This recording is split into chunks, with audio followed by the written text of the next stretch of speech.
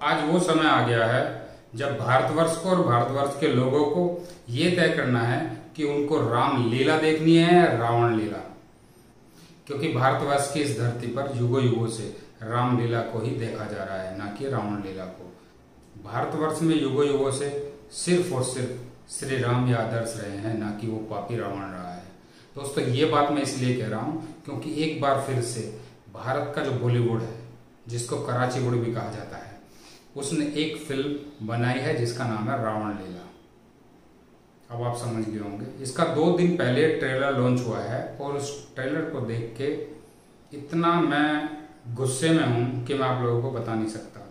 सबसे पहली बात यह है कि वो जो रावण लीला मूवी बनी है, उसमें जो मेन कैरेक्टर है, यानी कि जो मुख्य कलाकार है, मेन हीरो है, वो रावण का किरदार निभाता है। यानी कि सीधे सीधे एक तरीके से देखा जाए तो मेन कैरेक्टर जो है वो रावण को दिखाया गया है।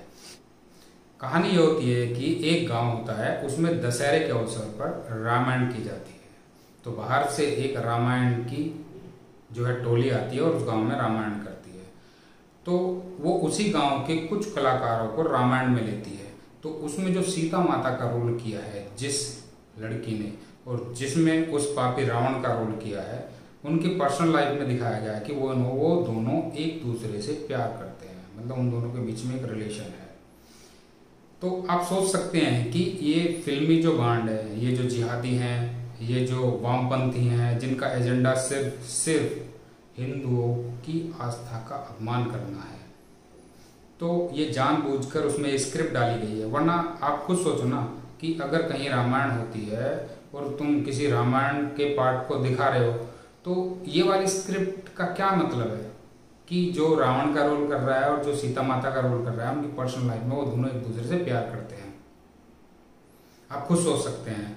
और दूसरी ये बात है कि इस मूवी के एक सीन में दिखाया गया है कि जो रावण का प्ले करता है जो लड़का, वो राम का प्ले जो करता है उनसे बात करता है कि आपने तो हमारी बहन की नाक काटी, यानी कि सुपर्णखा की, और हमने आपकी पत्नी को उठाया, तो दोनों का अपमान हुआ तो बराबर हो गया।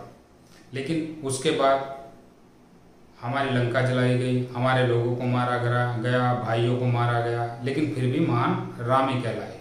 मतलब इस तरह के डायलॉग डाले गए हैं जिनका कोई मतलब ही नहीं है। सीधे सीधे तौर पर हिंदुत्व को, सनातन धर्म को, सनातन धर्म के आदर्शों को, हमारे भगवान श्री राम और माता सीता का अपमान दिखाया है।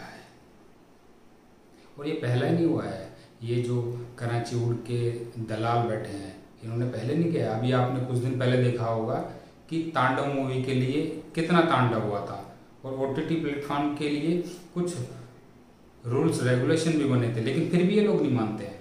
इससे पहले ओ माई गॉड बनाई, PK बनाई, और अनगिनत मूवी है। मैं अगर नाम गिनाने चाहूँ तो 1 घंटा लग जाएगा अभी इस वीडियो में, लेकिन वो नाम खत्म नहीं होंगे। जहां भी इनको मौका मिलता है, जैसे भी मिलता है, ये चूकते नहीं है।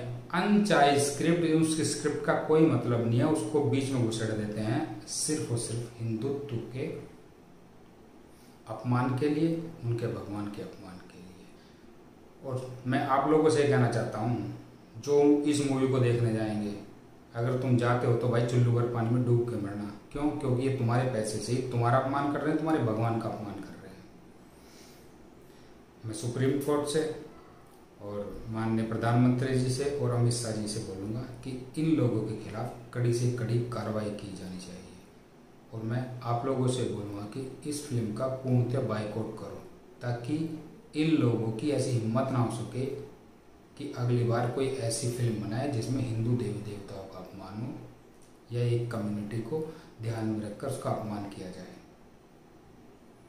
क्योंकि भारतवर्ष की इस धरती पर युगों युगों से सिर्फ और सिर्फ श्री राम ही हमारे आदर्श रहे हैं और वही रहेंगे, ना कि पापी रावण। जय राम जी।